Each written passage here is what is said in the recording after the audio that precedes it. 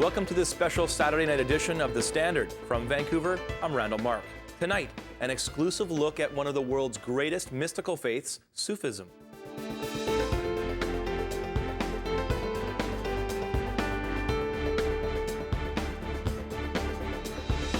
Sufism is a mystical tradition within Islam with connections reaching back to the time of the Prophet Muhammad. Around 1000 of the Common Era Sufi literature began to appear, and ever since, the faith has been growing in strength and numbers. Omni Television will be airing a new program at 9 p.m. on Sunday nights called Sufism, Essence of Islam. Bahram Heidari is the host of the show and joins me now. Welcome to the show. Hello. Sufism is something that not many people know about. When we hear about Islam a lot, we don't hear a lot about the Sufi faith. What are some of the key distinctives to that faith? Well, we believe that Islam means submission. Submission means you submit your will to the will of God. Now, the heart of submission is Sufism. That means it's a volunteer relationship with God that comes out of love. So we don't say God or Allah so much, we say beloved. So this is a trinity of love, beloved, and the lover. So Sufi is in love with God and pursuing the beloved. And the beloved, for this you need passion, as you understand. It comes with volunteer, love relationship with passion. And this is what Sufism is, unconditional love for God. Now, of course, we don't see God. So how do we express our love to God or Allah or the beloved is by serving the society and every other human being. So in Sufism, there is no just Muslim, there's every creature of God, every nation, every culture, every people is a reflection and expression of God. So by servicing those people, you can call yourself a Sufi. Now, from my understanding, part of the Sufi philosophy or a way, they often talk about as a way of living, is that you interpret the Quran without the help of a mullah or a cleric, which sometimes seems to get some controversy from some more fundamentalistic Islamic people. Exactly. We understand that Holy Quran, Holy Bible, and Holy Torah, these are the lisan ghaib, means these are the hidden language. Now, hidden language? Hidden language. Okay. Now, the hidden language only reveals itself to you if you go to it with clean heart and you go with ablution, you go with a clean temptation. So therefore, it reveals itself. So you can say Bible was revealed to Jesus and Quran was revealed to Prophet Muhammad. They only understand the essence of it. For us, who we read it with, for example, with the hatred or anger or judgment, we will not receive that message. So you must go in it with clean intention. So you seem to be saying that there's more to than just reading the Quran or reading the Bible. There's something that the person who's reading it must bring to the table in order to gain the understanding of the text. For example, this cup of water, if there is water in it, you cannot put anything in it. So you have to empty it, get rid of the dirt or that dirty water was in it in order to pour clean water in it. So you must go with clean. Okay, you talk about clean. That means, is there a notion of sin or evil in Sufism? Yeah, well, I mean, let me give you a story. Okay. A deer in the field sees a lion, and he goes, "Oh God, please save me from this creature." And the lion is like, "Oh, thank God for such a beautiful meal." So we live in this duality. The question of sin is not as it understood in the conventional way. Sin means killing your potential. Okay, if somebody, that's why, for example, suicide is forbidden, because you kill a potential that could be in service of people. For example, if Einstein had killed himself, we would not be enjoying those service that he gives to us, right? So if you kill somebody's potential, your children, anybody, by killing anybody or destroying their potential, you are committing sin. So martyrdom then for Sufism is a very, very different understanding than some extreme forms of Islam have interpreted it to be. Well, I mean, even in Islam itself, I mean, forget about the mullahs and that group of people. We don't have martyrdom. You have shahadat. Shahadat means witnessing, being in a presence of God.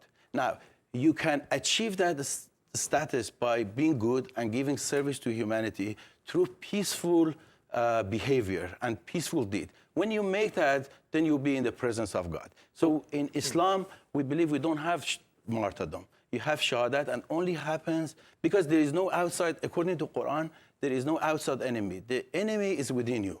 So you must combat those, they call it nafs. So why is it that so many people interpret the Quran in ways that externalize the evil? The evil's out there, we must get rid of it, we must, get rid of the infidel and, blow up things and blow up people. Well, and yet you're saying, no, we can read the Quran in a very different way. Sure, I mean, the fact is they have political agenda, they ignorant. Prophet Muhammad said, you will do to my religion as previous people did to Jesus' religion. Okay, so you inherit something good and you will ruin it. You interpret it the way you want. So you're saying many people have ruined Islam by their interpretation? Well, I mean, you cannot ruin Islam, but you can, because the essence, the heart is beautiful. It's about peace, it's about reconciliation. It's about developing your own potential. It's about finding that ignorance within you. You have to find, what are those ignorance? The ignorance is greed, is judgment, is vanity, is jealousy, is hatred and all that. If you get rid of that hatred, then you'll be renewed. So Prophet Muhammad says what? In order to know God, you must know yourself. And nobody knows you better than yourself. Who you are, okay, you're ignorant, you are your judgment, because we brought up in a society that is limited education. So we create a reality for ourselves. That reality we create for ourselves is not the absolute or infinite reality. So therefore, our relationship with reality is a relative. Now, Prophet Muhammad says, look, what you're creating is not, you're not worshiping God, you're worshiping yourself. You create a God, and you worship in your image. Right. And then you start worshiping that God, and you keep judging. Okay, I'm a nice guy, maybe God help me. He's a bad guy, God maybe destroy him. Now, Prophet Muhammad says, pick up this axe and destroy that idol. Because you're worshiping yourself, because you're worshiping something limited. The God and existence is infinite. By that, you're opening the way to the infinite and absolute. So when you talk about marifat or Sufi knowledge or Quranic knowledge, you're talking about that undifferentiated and absolute knowledge. Let's pick up on this conversation right after the break. More with Bahram Heidari right after this break.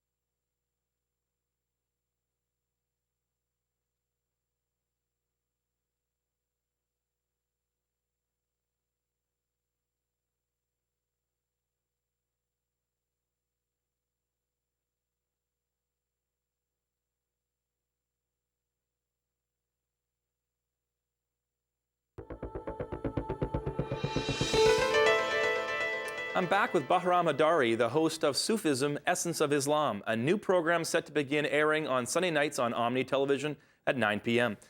Bahram, we were talking about Sufism. Now, my understanding of Sufism is some forms of it have a mystical element, that they do these dances, these whirling dervishes. Tell me a little bit about what these are. They're quite beautiful in their display. Yes. Well, I mean, we understand that the whole creation is submitted to the will of Allah, or beloved. So everything is turning. Everything is turning. You look at every stars, every planet. The whole thing is in under decree or order, and they're doing the beautiful job.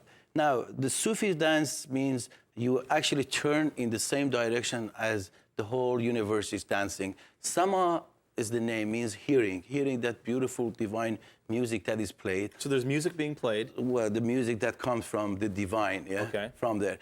That is, you put yourself in a harmony with all the nature and the whole creation and dance with it. Put one hand on your heart, okay, and one hand up. So you look, your heart means something that is turning, because we live on earth, therefore we have material need. So the heart beats, sometimes toward our material times, sometimes toward the divine. So it's dancing and bringing yourself into harmony, and through that you do your prayers and you work toward to the outside observer, that would there's a beautiful element to it. All these people in these robes and spinning and these dancings going on. So the outside observer, often it looks like they're almost in a trance. Is that true? Exactly. A trance comes on them? Exactly. I mean, Sufis do many things. As we said earlier, we said Sufism, the heart, is the passion of Islam. Now, the only way you could express that passion, that love toward beloved, is through music, art, dancing, through architecture. Art seems to be very important in Sufism. Very important. Therefore, the Sufis are dancing and hearing that. Now, what happens here, you may see Sufis that do extraordinary miracles and stuff like that, yeah? Now, this comes to the concept that in Quran it calls khalq jadid, or new creation, perpetual creation. That means, according to Quran, everything is dying and renewing itself at all time. So you and I sitting here, we're not the same as we were the moment ago. So this process of renewation happening all the time. And so therefore, everybody is renewing itself. This what the Sufis do. They say at that time that something gets interrupted. Before it gets renewed, you can change the direction of that thing. So it works on perception. For example, many people, they ask other people to change their religion or join their group or so. Happens because you change somebody's perception.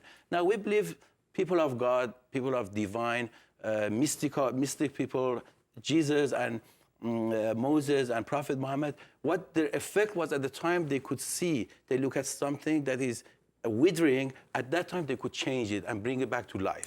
Does a Sufi, do they, in a sense, evangelize? Is there a sense of trying to change other people's perspective to make them become a Sufi? No. Like, should I become Sufi? No. First of all, even in Islamic Sufi, you cannot ask people to change their religion because everybody has to experience God through their own ontological way. For example, you cannot, if I experience God, I cannot come and tell you what God is like, yeah? So you cannot ask people. It's deeply personal then. It's very personal. It's about you and the creation. And it's about your interpretation of the Quran too. Exactly. About understanding of that. So you have to experience God. You have to experience God, and that experience is valuable to you. And of course, your service, your duty is to help other people and give your service despite what their religion, what their faith, what their thinking are. There is a story that Sufis always talk about, Rumi talks about it, that Prophet Abraham invited a man to his house and he was feeding him. Then he realized the guy was an unbeliever. He kicked him out of his house. Now God says, why did you kick him out? He says, well, because he was unbeliever. And God says, I knew he was unbeliever before he was born. I never cut his bread. How did you decide? So the Sufis is about this. You must give your service. You must give regardless of Talk to me about, and not change people. Right. People have to do that themselves through perception. They have to experience God.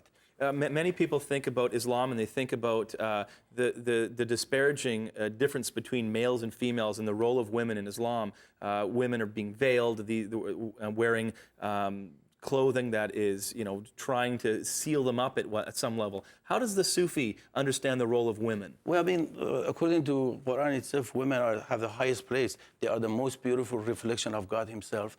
And Prophet Muhammad come to an area which was totally barbaric at that time. So that part of the world was totally barbaric. They used to kill women because men were getting killed in war. They had too many women and too many mouths to feed. Therefore, they used to bury them. So Prophet Muhammad, the first thing he did, he stopped killing off the women.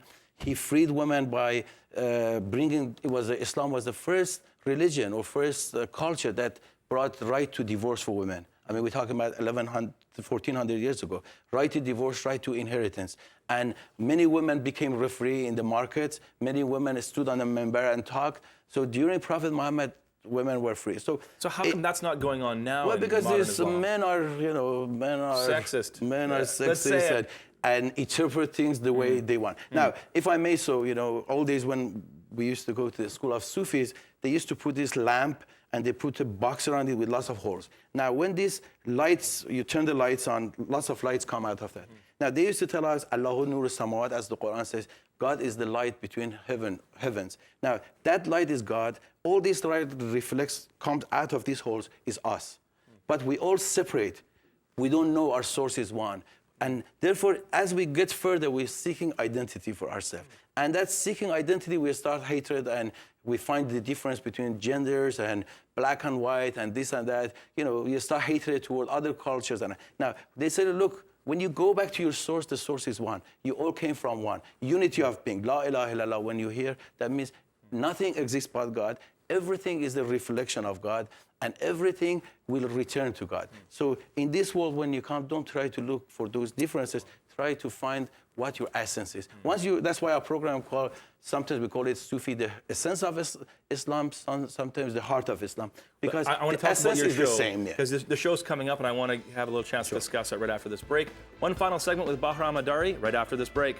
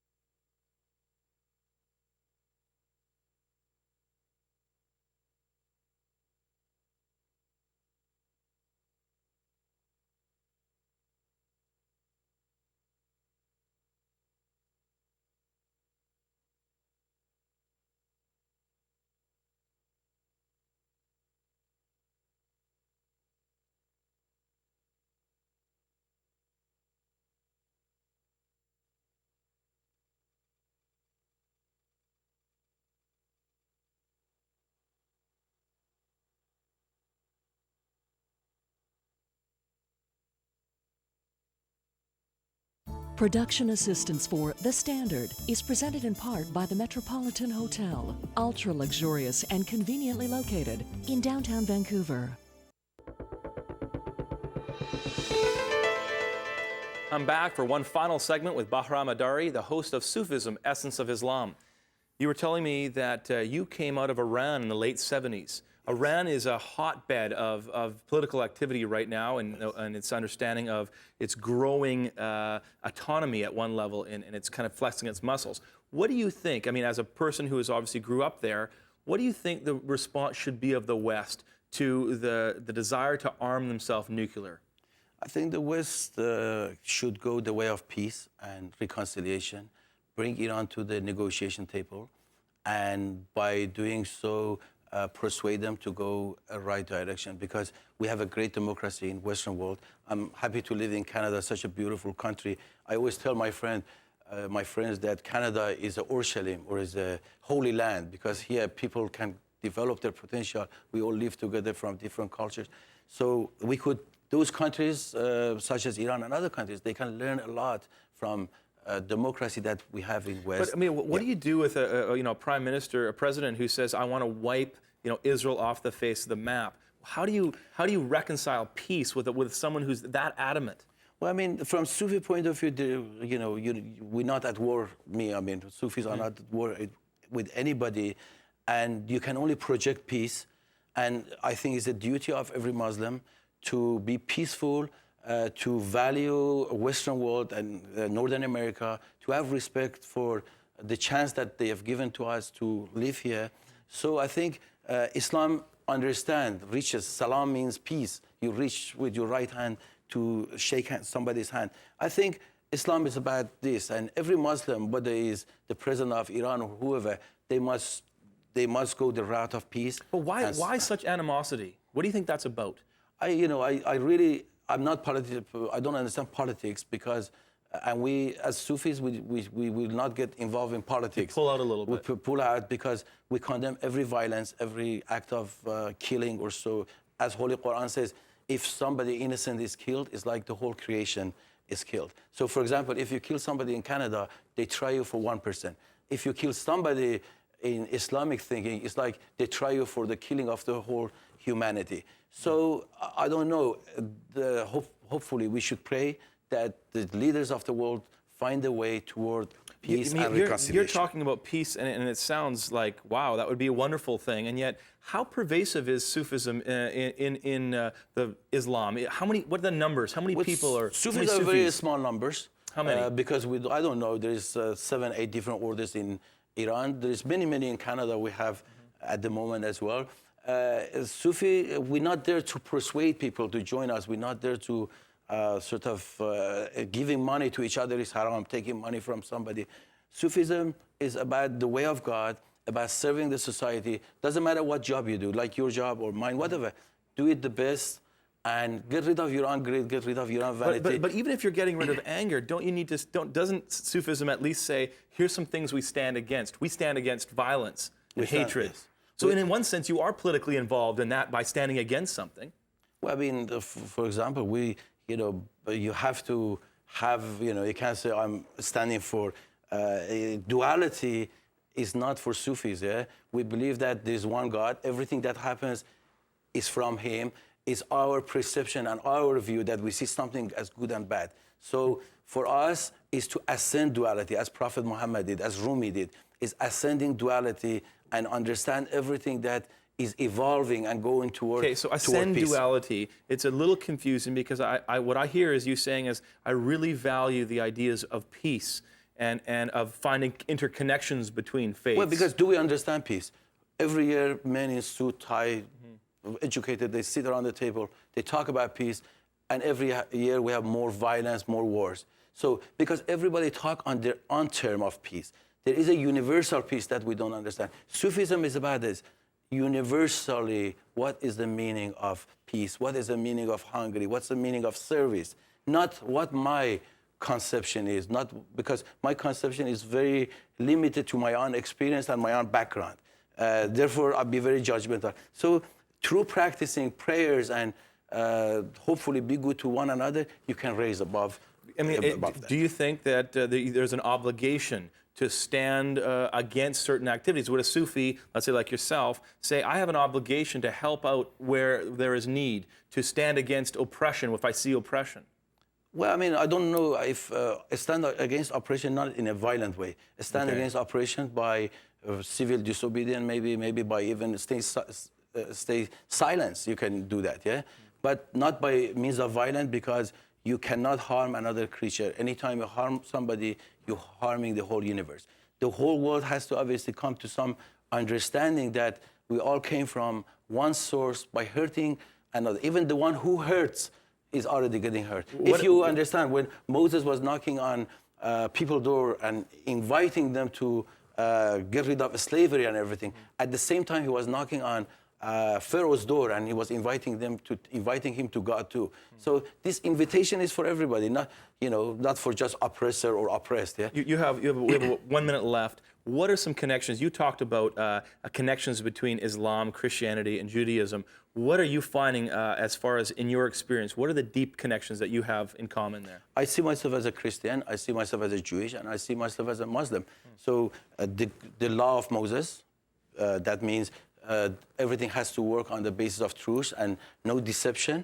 The grace of Jesus and the knowledge and the marifat that Prophet Muhammad brought. So these three is the way of Sufi, and it's about, we're talking about be on the way to Word of God. So Jesus said, if you had faith, you could do what I do. So by saying that, if you had experienced God the way I did, you could do what I do. So hopefully we are all on the same direction. Thanks so much for joining us today. There's so much I need to know yet, but I appreciate your coming on the show. Thank you. You're great. You can watch Mr. Heidari's program, Sufism, Essence of Islam, Sunday evenings at 9 p.m. on Omni Television. We'll be right back.